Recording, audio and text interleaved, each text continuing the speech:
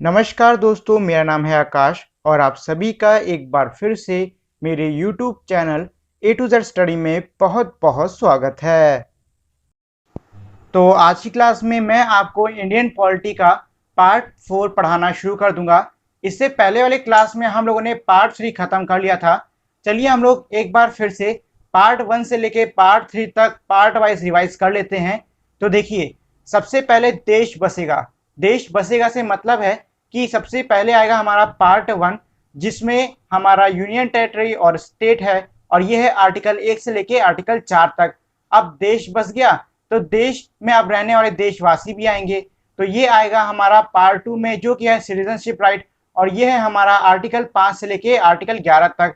अब लोग भी बस गए, अब लोगों को कुछ अधिकार दिया जाएगा कि नहीं दिया जाएगा, तो ये हो जाएंगे हमारे मौलिक अधिकार यानी कि फंडामेंटल राइट, जो कि पार्ट 3 में आते हैं। और ये है हमारे आर्टिकल 12 से लेके आर्टिकल 35 यानी कि 35 तक।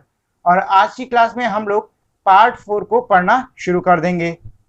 तो पार्ट 4 है directive principle of state policy, जिसको कि डीपीएसपी भी कहा जाता है, और इसे हिंदी में हम कहते हैं राज्यों की नीति निर्देशक तत्व। अब इसमें तो पहले हम लोग ये समझ लेते हैं कि पार्ट 4 है क्या। देखिए, पार्ट 4 भी हमारा पार्ट 3 की तरह है, बस फर्क ये है कि पार्ट 3 के जो मौलिक अधिकार थे उनका गारंटर था सुप्रीम कोर्ट, और ये जो मौलिक अधिकार थे ये हर व्यक्ति को जन्म के बाद से मिल जाते थे अगर वो भारतीय नागरिक है। अब इसके बाद में है पार्ट 4।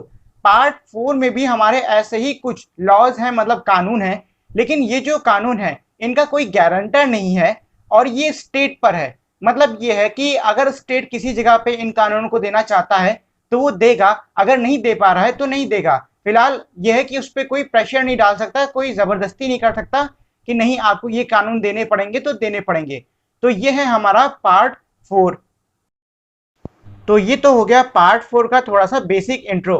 अब चलिए मैं आपको इसके आर्टिकल भी पढ़ा देता हूं।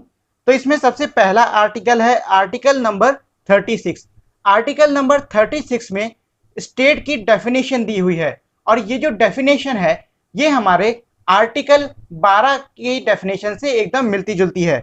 मतलब ये है कि आर्टिकल 36 में जो डेफिनेशन दी गई है वो हमारे आर्टिकल 12 की स्टेट की डेफिनेशन से मिलती है। चलिए मैं आपको एक बार रिवाइज करा देता हूं कि आर्टिकल 12 में क्या कहा गया था। आर्टिकल 12 में कहा गया था कि स्टेट हम किसी ऐसी बॉडी को बोलेंगे जिसके पास में कानून है कि वो नियमों को बना सकती है और उसको और किसी जगह को चला सकती है। जैसे कि बिजली विभाग, बिजली विभाग अपने हिसाब से नियम बनाती कि नहीं बनाती है, अपने हिसाब से जगह को चलाती कि नहीं चलाती है। ऐसे ही हम लोग की पार्लियामेंट हो गई यानी कि संसद हो गई। संसद के पास में तो पावर है कि वो देश के लिए कई सारे बिल पास कर सकती है और कैसे चलाना है ये चीज का फैसला कर सकती है।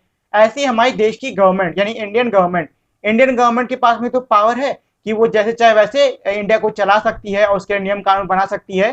तो एक तरीके से हमारी जो इंडियन गवर्नमेंट है वो भी स्टेट ही हुई।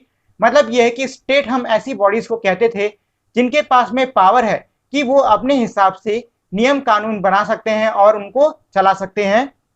तो ये तो हो गया आर्टिकल 36। इसके बाद में है आर्टिकल नंबर 37।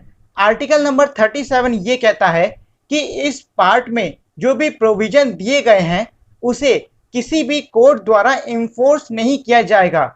मतलब ये है कि जिस तरीके से मौलिक अधिकार यानी फंडामेंटल राइट वाले पार्ट में लिखा हुआ था कि फंडामेंटल राइट जो हैं वो सुप्रीम कोर्ट द्वारा इन्फोर्स किए जाएंगे, सुप्रीम कोर्ट उनका गारंटर होगा। इस पार्ट में उसी तरीके से लिखा हुआ है कि कोई भी कोर्ट इस पार्ट के किसी भी आर्टिकल के या फिर किसी भी लॉ का इन्फोर्सर नहीं होगा। और इसी आर्टिकल में ये भी है कि जब भी स्टेट कोई लॉ बनाती है तो ये स्टेट की ड्यूटी है कि वो इस पार्ट में दिए हुए प्रिंसिपल्स को फॉलो करे। इसके बाद में है आर्टिकल 38। आर्टिकल 38 ये कहता है कि जो स्टेट है वो हमेशा प्रयास करेगी कि वो लोक कल्याण को प्रमोट करे। और वो लोक कल्याण को कैसे प्रमोट करेगी?